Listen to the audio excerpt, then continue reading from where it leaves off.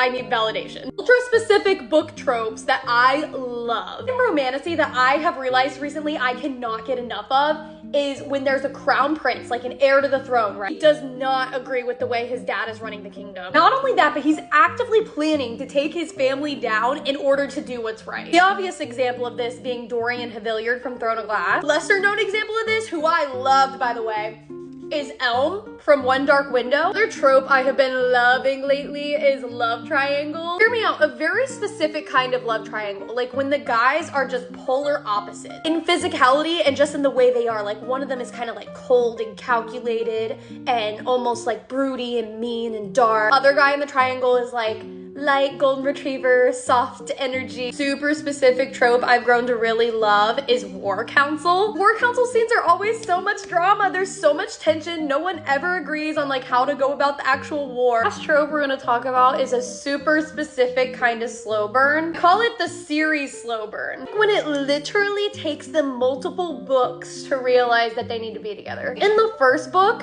like thinking she's gonna end up with someone else and then someone better comes into the picture. Of course, an obvious example of this would be like Feyre, Rhys, and Tamlin. There's more, but I really feel like a lot of romantasy and fantasy series I read, the main male love interest is always introduced in the first book and she like stays with him through the whole thing. I'm gonna be surprised with who she ends up with. I don't wanna know it's gonna be this guy from the beginning. You know any books with these tropes? Definitely drop a comment and let me know if you want a part 2.